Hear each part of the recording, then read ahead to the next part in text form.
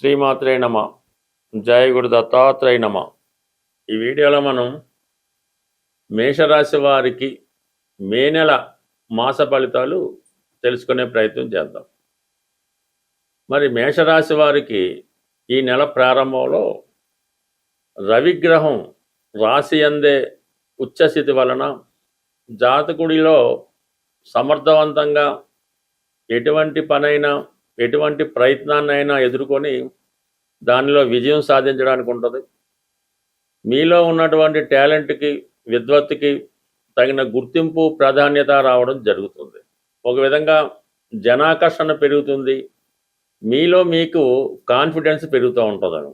ఈ సమయంలో మీరు ఒక కొత్తగా రాజకీయాల్లో ప్రవేశించాలన్నా, క్రీడా రంగంలో ప్రవేశించాలన్నా, ఈవెన్ సినిమా రంగంలో కానీ రియల్ ఎస్టేట్ రంగంలో కానీ ఏ రంగంలో మీరు ప్రవేశించాలన్నా సులభంగా గుర్తింపు రావడం జరుగుతుంటుంది. మొత్తం మీద ఏదో ఒక కొత్త కార్యక్రమం ఈ నెలలో మీరు ప్రారంభించడం జరుగుతూ ఉంటుంది.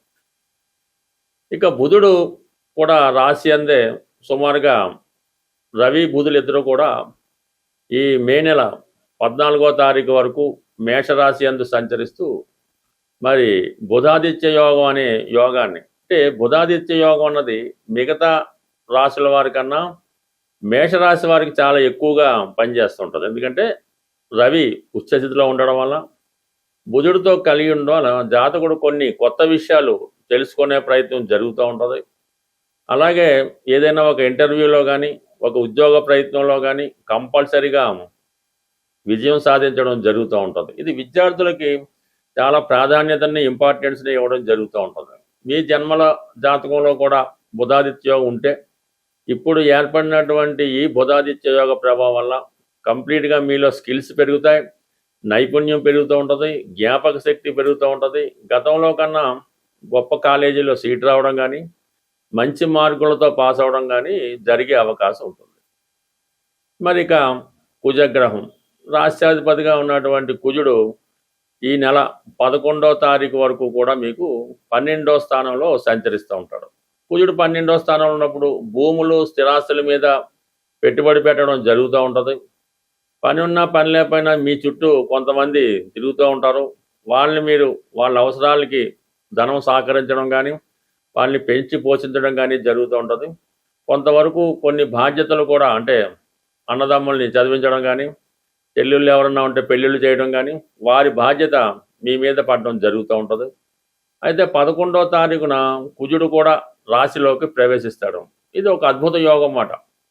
కేవలం ఈ 11వ తారీఖు నుంచి 14, 15వ తారీఖు వరకు ఈ కుజుడు రవి కలిసి ఒకే రాశి యందు సంచరిస్తారు. కనీసం ఒక 4-5 రోజులు సంచరిస్తారు.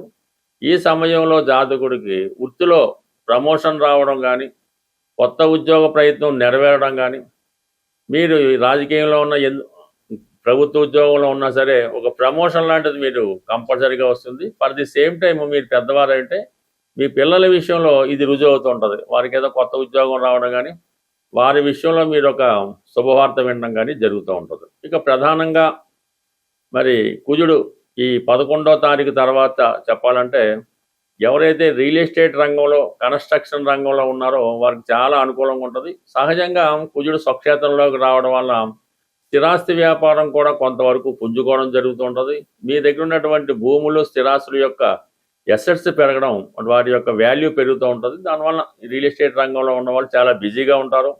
అలాగే ధన సంపాదన విషయంలో కూడా చాలా అనుకూలమైనటువంటి ఇంప్రూవ్మెంటు మీకు కనబడడం జరుగుతూ ఉంటుంది.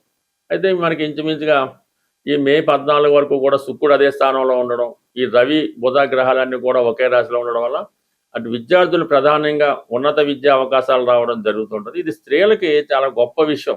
ఎవరైతే మేషరాశిలో స్త్రీలు ఉన్నారో వారికి కంప్లీట్గా ఈ సమయంలో వివాహ ప్రయత్నాలు ఫలించడం, వివాహపరంగా భార్యాభర్తల మధ్య ఉన్నటువంటి సమస్యలు పరిష్కారం అవడం జరుగుతుంటుంది. కొంతమందికి కొన్ని కొత్త పరిచయాలు కూడా ఏర్పడడం జరుగుతూ ఉంటుంది. మొత్తం మీద చాలా బిజీగా గడుపుతూ ఉంటారు ఈ మొదటి 15 రోజులు కూడా.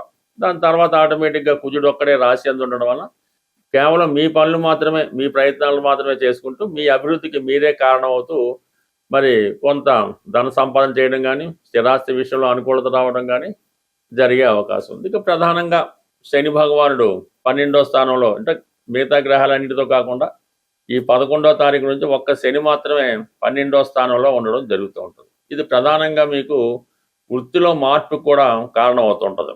దశమాధిపతి వేయిలో ఉన్నప్పుడు మిగతా గ్రహాల ప్రభావం లేనప్పుడు కంప్లీట్గా జాతకుడు వృత్తి మారాలనే ప్రయత్నం కానీ, ఏదైనా కొత్త వ్యాపారానికో ఇన్వెస్ట్మెంట్ చేయడం కానీ, లేదంటే విదేశంలో దూర ప్రాంతంలో వెళ్ళి అక్కడ స్థిరపడడానికి కానీ ఈ గ్రహస్థితి మీకు చాలా వరకు అనుకూలిస్తూ ఉంటుంది. ఇక గురుగ్రహం ఆలోచించినప్పుడు గురువు మరి తృతీయ స్థానంలో ఈ నెలంతా కూడా తృతీయ స్థానంలో ఉంటూ సుమారుగా ఈ నెల 31వ తారీఖు వరకు మాత్రమే మిథున రాశిలో ఉండడం జరుగుతుంది. దాని తర్వాత గురువు రాశి మార్పులు సాగుతూ ఉంటుంది. అయితే ఈ నెలంతా కూడా గురువు మీకు తృతీయ స్థానంలో ఉండడం వల్ల 3వ స్థానంలో ఉన్నటువంటి గురువు కొన్ని కొత్త పరిచయాలు ఏర్పడుతుంటాయి. మీరు ఉపాధ్యాయ రంగంలో ఉన్న, న్యాయవాది వృత్తిలో ఉన్న కొత్త అవకాశాలు రావడం జరుగుతుంటుంది. ముఖ్యంగా పెళ్లి ప్రయత్నాలు చేస్తున్న వారికి సిన్సియర్గా పెళ్లి ప్రయత్నం చేస్తే అటు రాశి యందు ఉన్నటువంటి శుక్రుడు, మరి సప్తమాన్ని చూస్తున్న గురువు, ఇవన్నీ కూడా వివాహం కొరకు ఎదురు చూస్తున్నటువంటి వారికి చాలా వరకు ఈ నెలలో వివాహం కుదిరే అవకాశం ఉంటుంది. మనం ప్రతి నెల ఏదో పరిహారం తెలుసుకునే ప్రయత్నంలో ఎవరైతే తీవ్రమైనటువంటి ఆర్థిక ఇబ్బందుల్లో ఉన్నవాళ్ళు ఈ రెమెడీ అన్నది ప్రతి మంగళవారం చేయవలసి ఉంటుంది.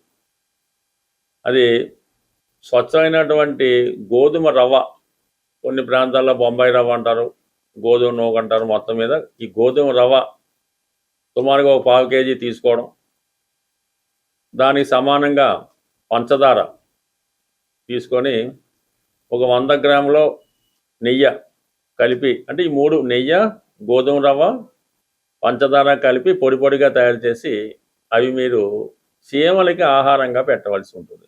అంటే ఎక్కడ తోటల్లో ఉన్న, అడవిలో ఉన్న, అలాగా పార్కులో గట్ట ఉన్నప్పుడు అవి ఈ మంగళవారం రోజు ఈ చీమలకి ఇది నైవేద్యంగానో ప్రసాదంగానో ఈ మొత్తం ఈ గోధుమతో చేసినటువంటి మిక్చరు పెట్టడం జరుగుతుంది. అదే రోజు మీరు సాయంకాలం పూట, అంటే పొద్దున్న చీమలకి వేయచ్చు, సాయంకాలం వేస్ట్ వేయచ్చు, కానీ ఈవినింగ్ పూట మాత్రం మీరు ఆంజనేయ స్వామి ఆలయాన్ని దర్శించవలసి ఉంటుంది. దర్శించి స్వామివారికి 6 సంఖ్య కలిగినగా 6 లడ్లు ఇవ్వచ్చు, 6 గులాబీ పువ్వులు ఇవ్వచ్చు, లేదంటే డ్రై ఫ్రూట్స్ లాంటివి ఏమైనా ఈ ఎండు ఖర్జూరం లాంటిది ఇవ్వచ్చు. అది స్వామివారికి అక్కడ ప్రసాదంగా ఇచ్చి అక్కడ కొంచెంసేపు కూర్చొని ఏదో హనుమాన్ చాలీసా ఏదో చదువుకోవడం. అంటే ఈ విధంగా ఒక 6 వారాల పాటు మీరు చేయవలసి ఉంటుంది. అయితే ప్రతి వారం కూడా మీ ఇంప్రూవ్మెంట్ అన్నది కనబడుతుంటుంది. అంటే మనం ఏ రెమెడీ అయినా సరే మొక్కుబడిగా చేస్తే మాత్రం జరగదు. రెమెడీ కూడా ఎవరికి వాళ్ళే చేసుకోవాలి తప్ప మీ తరపున ఏదో డబ్బులు ఇచ్చి చేపించేయడం వల్ల కూడా ఏ విధమైన ఉపయోగం అయితే ఉండదు.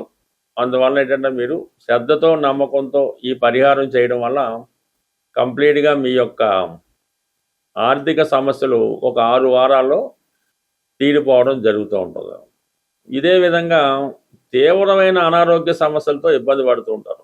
ఎక్కువగా బ్యాక్ పెయిన్, నడుము నొప్పి, భుజాల నొప్పులు, ఇటువంటి మోకాళ్ళ నొప్పులు ఉన్నవాళ్ళు ఆదివారం రోజు, ఎస్పెషల్లీ ఆదివారం రోజు మరి పాయసం నైవేద్యంగా, అంటే పాయసం తయారు చేయవలసి ఉంటుంది.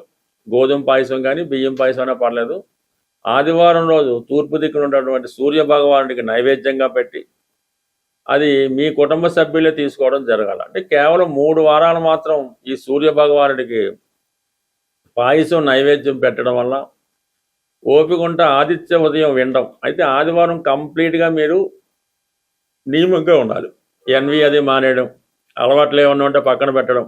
ఈవెన్ పాన్ కిల్లి నవలేవారు కూడా ఆ రోజు కిల్లి నవలడం అన్నది మానేసి కొద్దిగా పవిత్రంగా జాగ్రత్తగా ఉండడం వల్ల ఇది అనారోగ్యపరంగా ఉన్నటువంటి మీ సమస్యలకు శాశ్వత పరిష్కారం అన్నది రావడం జరుగుతూ ఉంటుంది. అలాగే ఇప్పుడు ఈ ఇంకా మీకు బెటర్గా కావాలంటే ఇప్పుడు ఈ ఆదివారం రోజు కానీ, ఈ ఇందాక చెప్పిన మంగళవారం రోజు కానీ గోవుకి గోశాల దర్శించి, అంటే గోశాలలో మీరు కొంత సేవ చేయవలసి ఉంటుందన్నమాట.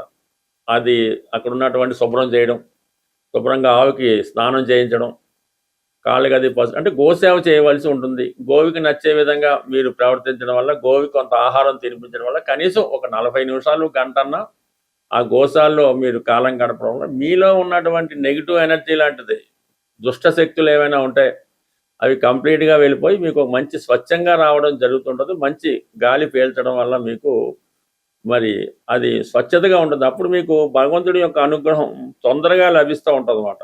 ఇది అంటే మిమ్మల్ని మీరు శుద్ధి చేసుకోవడం వల్ల భగవంతుడి యొక్క అనుగ్రహానికి తొందరగా రావడం, శుభగ్రహాలు మీకు అనుకూలంగా పనిచేయడం, దుష్టగ్రహాలు మీకు వ్యతిరేకంగా దూరంగా వెళ్ళడం, ఇవన్నీ జరిగే సూచనలు ఉంటాయి. కాబట్టి కంప్లీట్గా నమ్మకంతో ఈ రెమెడీ ఇవన్నీ కూడా సూర్యుడికి సంబంధించినవే, కానీ సూర్యుడే ధనాన్ని ఇవ్వగలడు.